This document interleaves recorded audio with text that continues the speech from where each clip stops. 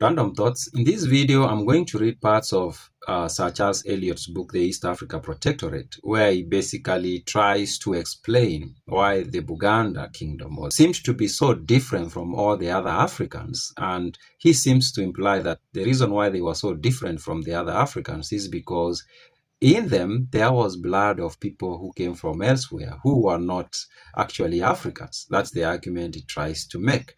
And I think he found, according to him at least, he thought that the Ugandans were the most organized of all Africans. And to him, they seemed to be the most civilized and socially organized, at least, more than any other groups in Africa. And he was trying to understand why that was so. And he was confused, seems like, when you read this book, that these people looked so much like the rest of the Africans around them. But then, according to him, they were more organized. But if you watch my videos, you understand that I have this perspective that the British thought that the Ugandans were the most civilized, not because of anything, especially when it comes to political organization. This is because the British came from monarchy, or a monarchy, and most Europeans at this time came from monarchies. So to them, monarchy was like the highest form of political organization. But it's not actually, is it? It's not. If you ask many people today, political scientists, they will tell you that the republic is the highest form of political organization. Now, here is a very interesting fact about African society. Most African nations were republics before colonization. The Kikuyu were republic, the Kisi were republic, the Akamba were republic, the Kalenjin, the Nandi in particular, and the Kipsigis, these were republics because they had senates, council of elders as they are called, and this is where most of the decisions of the society were decided. There was no one man or one woman who made all the decisions. Of course, they did have very influential leaders in the form, for example, of high priests, for example, among the Maasai, the Libons, among the Nandi, the Orgoyot, and among the Kipsigis, among the Kamba. They used to have these very influential high priests. But at the end of the day, it was the Council of Elders, the Senate, I prefer calling them, that made all the decisions. Now, you read Sir Charles Elliot's book, of course, like most Europeans from this era, they glorified monarchs. And when they found a monarch in Africa, to them, that seemed to be above the rest of Africans. And so we need to understand these writings from that perspective, that to him, being highly politically organized means having a king at the top, or that one very powerful person. But that's not how many people look at it today, that you need to have that one strong person at the top. Today, people talk of, power that is spread in the society so that there's no one center of power that is very influential. Now, I'm going to read several parts of this book where he talks about the Buganda kingdom. This is what the first one says. The most conspicuous objects in Kampala are the cathedrals, forts, and other European edifices which crown the various hills, but the native structures are less visible, being generally low and hidden by the groves of bananas planted around every house. The most characteristic feature in the architecture is the extensive use of made-of-reed work formed by plating together in symmetrical patterns the stalks of the tall elephant grass. All the best streets are lined with fences of this material, which resembles the fabric of straw huts on gigantic scale. Behind these plated fences are houses which, in the case of the rich, are approached through several courts of enclosed by walls of similar work. In the royal palace on Mengo, one has to pass through about 20 of these courts before the king's apartments are reached, and important persons have sometimes 6 or 8. This reedwork architecture, though not imposing, is clean and neat and leaves an agreeable impression. So he's describing the traditional houses in Buganda, and it seems like he was really impressed by the work. Very beautifully done. He continues to say, like their towns, the people of Uganda stand alone in East Africa and are distinguished from most other natives by at least 2 characteristics: a taste for clothes and passion for education. In striking contrast to most of the neighboring tribes, both Bantu and Nilotic, the Baganda have an almost oriental care for decency and horror of nudity, particularly in men. And everyone who respects himself wears sweeping garments. The native material is bark cloth made by beating out the bark of a species of a fig tree. But nowadays, flowing robes of white linen are worn by everyone who can afford it. So he talks about the architecture. He thinks it's very clean, very neat, nice to look at. And then he talks about the dressing of the people. He says that they wear a lot of clothes, they cover themselves as far as you compare it with the rest, and then they have this affinity for education. And he thinks that their affinity for education is is not the same, or is very much higher than that among the other people.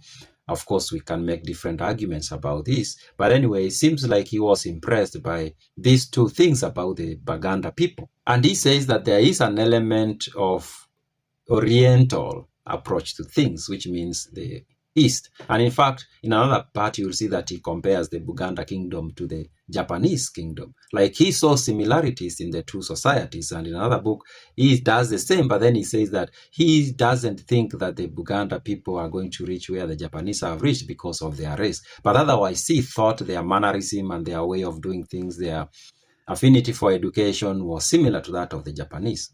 Now, here is another part. He says, equally unlike the ways of surrounding tribes are their ceremonies, habits. One is generally struck by the entire absence of outward signs of respect among Africans, who seem to get on together like a herd of wild animals and show their reverence for the strongest by material concessions as to food and comfort, but not by bowing or scraping.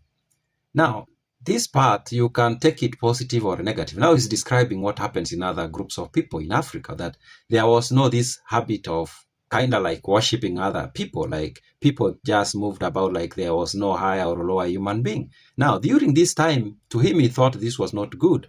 But this is the nature of republics. In republics, people don't have certain people who are revered so much and put on a pedestal. In republics, everybody is equal. Equal before the law. It is the protocol that is above everyone. But to him, that was problematic. For him, he wanted to see hierarchy. And that's what made him think that the Buganda kingdom was superior to the other Africans, at least as far as political organization is concerned. And you are going to see him do that. He continues, the Baganda, on the contrary, are among the politest people of the world, and not only use elaborate verbal salutation, but kneel when addressing their superiors. It is very curious to observe how when a native opposition walks in the streets, others will run up to him and fall on their knees as they make some request or deliver some message. This ceremoniousness may perhaps be due to the tyranny of native kings in the past, for as H. Johnson points out, there is nothing like centuries of working to teach good manners, but I think that the civilized habit and social development of the Baganda must indicate some connection by race or contact with Egypt or Abyssinia. Now, before I even go on, he's talking about this as a sign of being civilized, that you bow down to some individuals, that you treat them as gods, that this is a sign of being civilized. But is it? This is the nature of monarchs. It's not the nature of republics. In republics, people are equal. Nobody is above the other. So in republics, people don't get themselves into this kind of like worshipping other people. If people treat one another as the same, because to them what matters is the customs and the traditions. So these other nations, these other groups of people were republics, and that's why they did not have these ceremonies of bowing down or going to your knees when talking to other people, because they were republics. To them, all humans were equal. Now, but in Buganda, this is a monarchy where some people are treated to be above others, and it was not a rule of law, it is a rule of man. So he attributes this civilization to connections to Egypt or Abyssinia. He says that's where it came from, of course, because the Africans, there's no way Africans can be able to come up with something so well organized. In his eyes, it must come from elsewhere. He continues, at some period, Uganda and the surrounding countries were invaded by a race from the north, whose blood still remains in the aristocracy known as Bahima, and who probably belong to the stock known as the Hamitic. Though all trace of their language has disappeared, they were probably connected or in touch with some of the civilized peoples of the Nile. What may have been the date of their southward movements, we have no means of telling, but it was sufficiently ancient to allow other tribes to close around Uganda on the north and obliterate all trace of the route by which they arrived or their earlier halting places. So he doesn't know when these people came to the south, but he is sure that these people were there. And the reason he's so sure that these people came from Egypt, it's not any other evidence he has, just that there is so much organization in Buganda that it must have come from elsewhere.